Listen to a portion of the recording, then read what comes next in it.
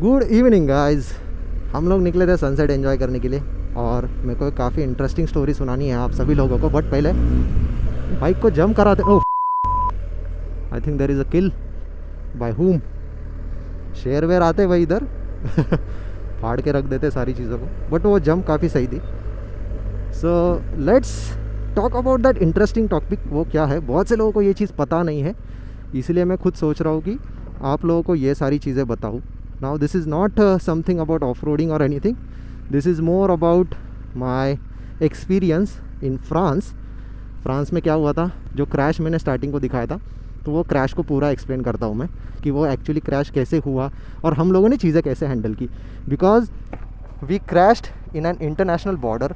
तो international border में जब भी चीज़ें होती ना, थोड़ी सी चीज़ें गड़बड़ कर सकती है, तो how you have to be careful, कैसे आपको हैंडल करना है सिचुएशन को। Let's talk about that. So we were heading I think from Bonifacio in Corsica. So Corsica एक आइलैंड है फ्रांस का। तो हम लोग आइलैंड राइड कर रहे थे बिकॉज आपको पता है ना, माउंटेन्स होते हैं सारे, तो ट्विस्टीज़ बहुत ज़्यादा होते हैं। तो हम लोग स्पेशली ट्विस्टीज़ एंजॉय करने के लिए ही जाते हैं वहाँ पे। So we went to enjoy some twisties over there. 2-3 महीने पुरानी बात है। And we 3 of us who were one of the most experience riders in the group. 23-24 लोगों का ग्रुप था, उसमें से हम 3-4 लोग ही सबसे ज़्यादा एक्सपीरियंस थे राइडिंग के मामले में। And I am talking about precision riding, right? Precision riding मतलब क्या, आपको पता है ना, high speed cornering and everything. So we 3 were riding the Ducati Multistrada. Actually 4 guys were there who were riding Ducati Multistrada, but we 3 were in a separate group. हम लोग अपना अपना चल रहे थे, राइड कर रहे थे।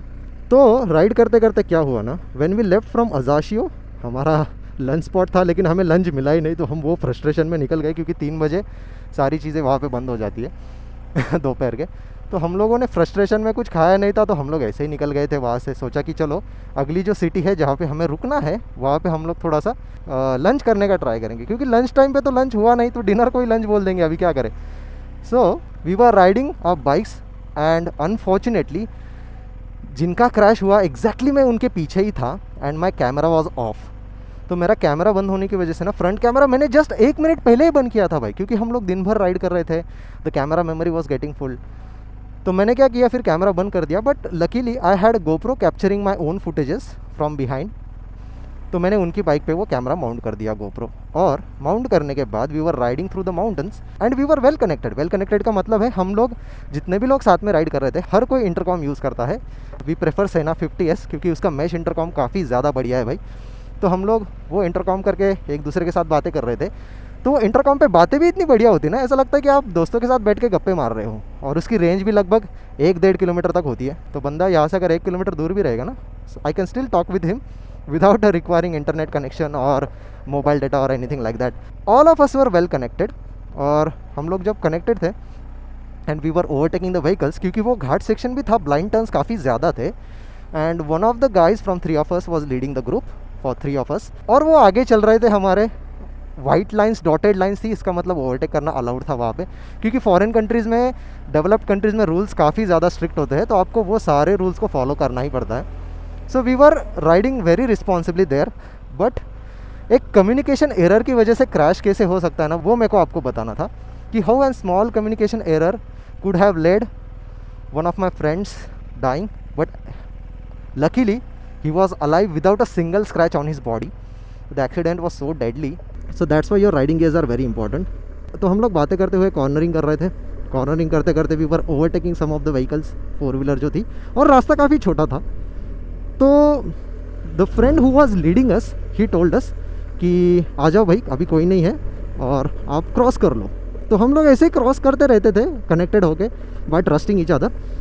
और क्या हुआ ना, तो हमें जो लीड कर रहे थे मेंबर, वो थोड़े से आगे निकल गए, क्योंकि बीच बीच में कुछ कार आ रही थी, तो ब्लाइंड टर्न्स थे, तो हम लोग रुक जाते थे। ब्लाइंड टर्न होने के बाद हम लोग वापस अपनी अपनी राइड कंटिन्यू करते थे। We thought we were riding just besides each other, एक दूसरे के ज़्यादा दूर नहीं है, पास पास में ही राइड कर रहे हैं। तो हम लोग एकदम कंफर्टेबली चल रहे थे, क्योंकि सेना में समझ में भी नहीं आ रहा था कि डिस्टेंस ज़्यादा है। अगर डिस्टेंस ज़्यादा हो जाता है तो नॉइज़ आना चालू हो जाता है इंटरकॉम में। तो उन्हें लगा कि डिस्टेंस ज़्यादा है ही नहीं, and he was guiding us very well. But क्या हुआ ना, एक सडनली काफ़ी ज़्यादा ब्लाइंड स्पॉट था और एक सामने से व्हीकल थोड़ी सी स्पीड में भी आ रही थी, 4 व्हीलर, एक पिकअप ट्रक थी। तो उन्होंने तो उसको क्रॉस कर लिया, बट उन्हें लगा कि हम जस्ट उनके पीछे ही है तो हम लोग भी क्रॉस कर जाएंगे, और उन्होंने सेना पे बोला कि भाई there is no one you can overtake now. But जैसे ही उन्होंने बोला तब तक वो पिकअप ट्रक उनके यहाँ से वो ब्लाइंड टर्न तक आ चुकी थी। And the rider who crashed is 20 years more experienced than me and maybe 100 times more better than me. So just imagine the skill of the rider who crashed. But just because of the communication mistake, ठीक है, थोड़ी सी communication mistake हो गई कि आप overtake कर लो, कोई नहीं आ रहा है, because the one who was leading us he didn't know कि एक्चुअली कितना डिस्टेंस है भाई, वो कितनी दूरी पे है।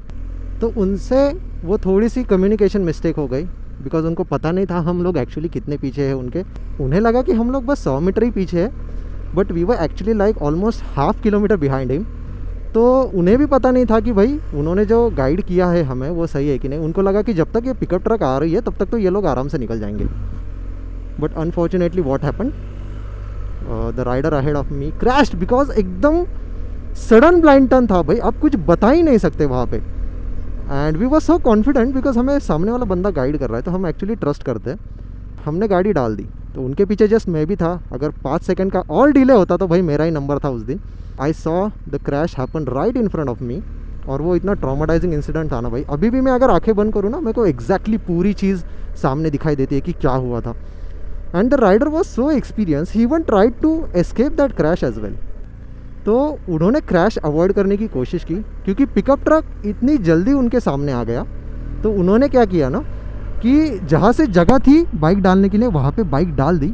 बट अनफॉर्चुनेटली क्या हुआ, हमारे बाइक को ना बहुत बड़े बड़े पैनियर्स थे, एक पैनियर को धक्का लग गया, और वो पैनियर जैसे ही हिट हुआ पिकअप ट्रक से, वो पैनियर तो टूट ही गया directly, but the bike got destabilised. और उनका इम्पैक्ट जो हुआ वो डायरेक्टली सामने माउंटेन की जो वॉल थी, वो वॉल पे एक पत्थर था तो पत्थर पे ही हो गया, इसलिए वो बाइक का सामने से रिम ही फट गया, पूरा टायर फट गया, रिम फट गई। But luckily he escaped without a single scratch.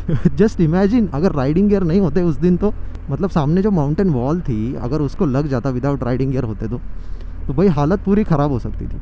But luckily ऐसा हुआ नहीं।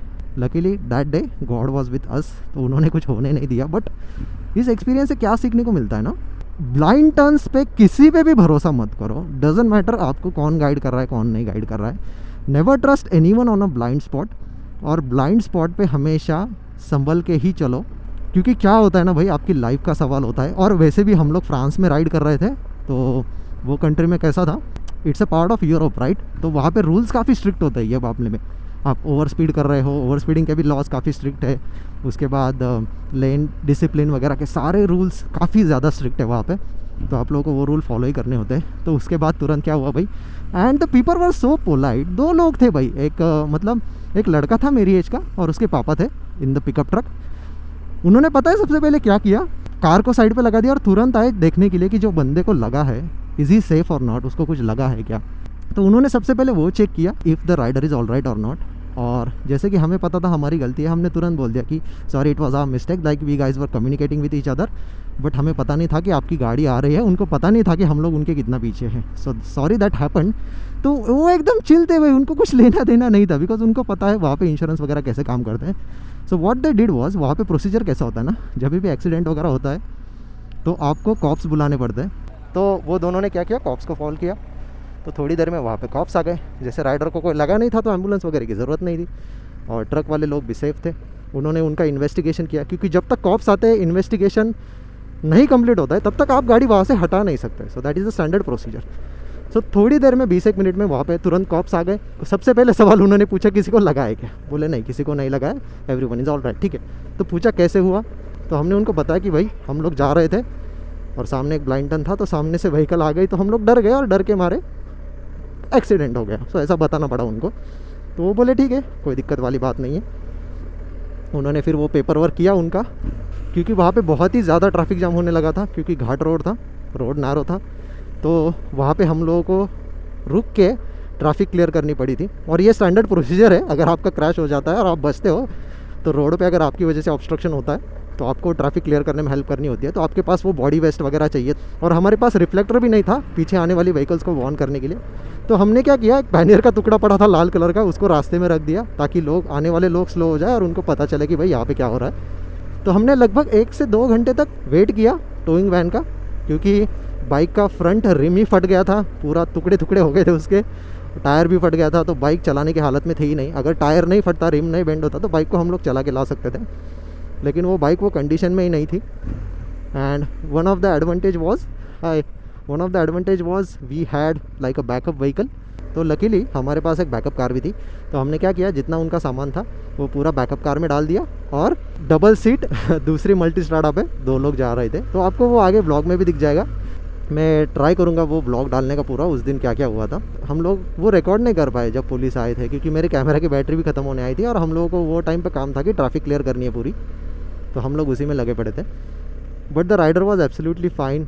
And imagine like a experience rider, सबसे गलती हो सकती है भाई, डजेंट मैटर। मोटर जीपी वाले राइडर से भी गलती होती है, तो हम कोई मतलब क्या है उनके सामने, घास की मूली। सो हो सकती है, गलती हो सकती है, बट इम्पॉर्टेंट ये है ना कि आपको अपनी गलतियों से सीखना है, और वो चीज़ आगे ना हो इसके बारे में प्रिकॉशन लेना है। So that's what you have to do, and that's what I am learning, and that's what you have to learn as well. Life is full of adventure. अगर लाइफ में एडवेंचर नहीं है भाई, तो लाइफ जी के भी क्या कोई मतलब ही नहीं है ना, है ना। तो भाई ये सारी चीज़ें हुई थी उस दिन। अरे भाई किधर चल रहा है, तेरी लेन देख तू। तो ऐसे इंसिडेंट्स होते हैं। तो देखो आप, मतलब हम लोग फॉरेन कंट्री में क्रैश किए, लकीली किसी को इंजरी नहीं हुई या फिर किसी की डेथ नहीं हुई। Then we have to call the cops, फिर कॉप्स आए, फिर टोइंग वैन का वेट किया। और वो टोइंग वैन के भी बात बता देता हूँ आपको भाई।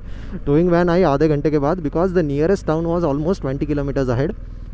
तो आगे भी नहीं जा सकते थे, पीछे भी नहीं जा सकते थे, तो हमें वेट ही करना पड़ता वहाँ पे, कोई ऑप्शन ही नहीं था। तो हम लोगों ने वेट किया टोइंग वैन आने तक। टोइंग वैन में गाड़ी डाल दी, और टोइंग वैन से कॉर्सिका से गाड़ी भेजनी पड़ी हमें इटली मिलान में, क्योंकि वी वर इन फ्रांस। तो रेंट हमने एक्चुअली रोम से किया था, लेकिन वो रेंटल वालों ने भी मल्टीस्ट्राडा जो थी हमारे ग्रुप में, वो मिलान से मंगाई थी। सो हमें बाइक को डायरेक्टली भेजना पड़ा मिलान। तो उसके लिए एडिशनल आई थिंक 1000-1500 यूरो लगे भाई कुछ खाली बाइक को ट्रांसपोर्ट करने के। उसके बाद कॉप्स बुलाते हम लोग, तो कॉप्स को भी पैसे देने होते because obviously they are spending their fuel and everything, वो इंसिडेंट को संभालने के लिए, तो उनको भी पैसे देने पड़ते हैं भाई। इट इज़ मतलब स्टैंडर्ड लीगल, ऐसा इलीगल एक्टिविटी कोई नहीं है। तो कॉप्स को भी पैसे देने पड़ते हैं, उसके बाद टोइंग वाले को भी पैसे देने पड़ते हैं, उसके बाद रेंटल वालों ने डिपॉजिट भी काट लिया 1500 यूरो का। उसके बाद एडिशनल कुछ डैमेज था बाइक में, वो उसका भी पैसा भरना पड़ा जो इंश्योरेंस में कवर नहीं था। तो इसीलिए जब भी आप बाहर राइड करते हो ना, you have to be very very careful about the things. You need a lot of money to go outside and ride, क्योंकि अगर ऐसी चीज़ें हो जाती है तो आपके पास 2-4 लाख रुपए एक्स्ट्रा होने ही चाहिए भाई, किसी भी हालत में। So this is one of the interesting incidents that happen during our ride. तो मेरे को आपको ये बताना था, ताकि आप लोगों को भी पता चले कि भाई इंटरनेशनल राइड्स में क्या क्या हो सकता है, और कैसे कैसे चैलेंजेस आ सकते हैं, आपको कैसे चैलेंजेस फेस करने पड़ सकते हैं। वहाँ पे भी जुगाड़ कैसे लगाते हैं अपनी तरह, यहाँ पे जैसे हम लोग जुगाड़ लगाते, वहाँ पे भी बहुत जुगाड़ लगाना पड़ा था भाई। तो you have to do all this things because the police have to submit the report, insurance claim जब पास होते हैं। बिकॉज अभी इनकी गलती की वजह से सामने वाले की गाड़ी को डैमेज हुआ है, तो इनकी इंश्योरेंस कंपनी ही सामने वाले के डैमेजेस पे कर दिया है। अपने इधर तो मतलब मेरे को ऐसा देख के लगता है ना कि भाई अपने इधर कब ऐसा पोलाइटनेस होता लोगों में कि अगर क्रैश हुआ है और लोग झगड़े नहीं, अपने इधर क्रैश होने के बाद सबसे पहले एक दूसरे को मारने लगते हैं। तुम मेरे को आके कैसे भिड़ा, विदाउट कंसिडरिंग किसकी गलती है या फिर किसी को लगा है। अगर लगा है तो उसको हॉस्पिटल लेके जाओ, उसको ठीक होने दो, फिर झगड़ते बैठो। लेकिन नहीं, अपने इधर उसी टाइम पे उसी मोमेंट पे झगड़ना होता है, उसी टाइम पे सारी मस्ती करनी होती है। This is why education is very important. I always tell everyone कि बी एजुकेटेड। इसका मीनिंग क्या है भाई? एजुकेशन का मीनिंग ही वही है। आपको वो कंट्रीज़ में इतनी डिसिप्लिन क्यों दिखती है, लोग सारे प्रॉपर रूल्स क्यों फॉलो करते हैं? This is because of education and social behaviour, जो अपने इधर देखने को मिलता ही नहीं है। बट ऐसे एक्सपीरियंसेस ना लाइफ में बहुत कुछ चीज़ें सिखा देती है। आप दूसरे कंट्री में जा रहे हो, अपने घर से कितना दूर हो, वहाँ पे ये सारी चीज़ें हो रही है और आपको यहाँ से मैनेज करनी है, आपको घर वालों को भी मैनेज करना है, तो ये सारी चीज़ें बहुत ज़्यादा डिफ़िकल्ट हो जाती है। But we were actually in a group, हम लोग सारे एकदम क्लोज फ्रेंड्स हैं, तो हम लोगों ने वो सिचुएशन को काफ़ी अच्छी तरीके से हैंडल कर लिया। कुछ लोग भाई ऐसे इंसिडेंट्स होने के बाद वहाँ से भाग जाते हैं, but that's the advantage of having a group with close bond, because we are there for each other. ऐसे मोमेंट्स में एक दूसरे के साथ होना ही बेटर है।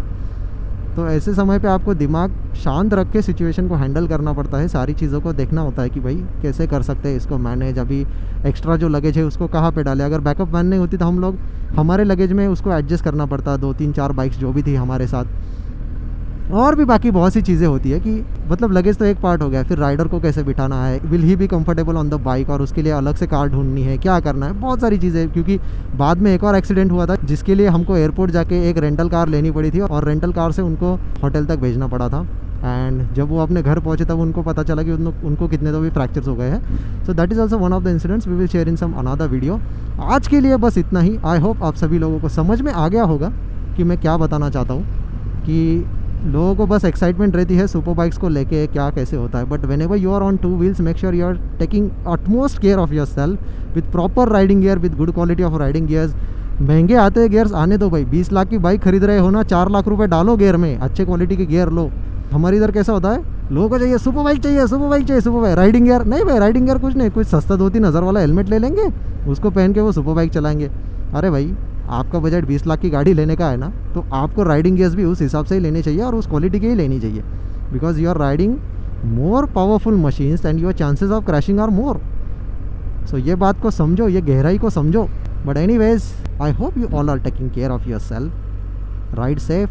और ऐसे ही अगर आपको और मेरे इंसिडेंट्स के बारे में जानना होगा तो आपको पता है ना, कमेंट में नीचे डालना है कि भाई ऐसे ऐसे इंसिडेंट्स और शेयर करो. तो मेरे को भी पता चलेगा भाई कि कितने लोग एक्चुअली इंटरेस्टेड है ऐसे इंसिडेंट सुनने में. क्योंकि जो चीज़ें हम लोगों ने एक्सपीरियंस की है ना भाई, तो मैं ऐसा नहीं बोल रहा हूँ कि हमने एक्सपीरियंस किए. बहुत से लोग हैं दुनिया में जो एक्सपीरियंस करते हैं, बट हर किसी का एक्सपीरियंस शेयर करने का तरीका अलग होता है और लोग उससे क्या सीख सकते हैं.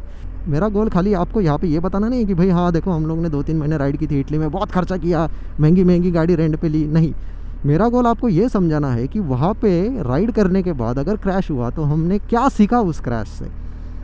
Because the money we are paying is not just to have fun, the money we are paying is to gain some experience, to create the bond. हम राइडर्स के बीच में जो बॉन्ड है ना वो और स्ट्रॉन्ग हो जाता है. क्योंकि आप लोग वहाँ पे होते हो एक दूसरे की हेल्प करने के लिए. आपके घर वाला कोई आसपास नहीं है तो आपको कैसे सिचुएशंस को हैंडल करना है. तो ये सारी चीज़ें ना बहुत छोटी छोटी चीज़ें हैं, बट आपको केयरफुली हैंडल करनी होती है, तभी जाके आपको मैच्योरिटी आएंगी.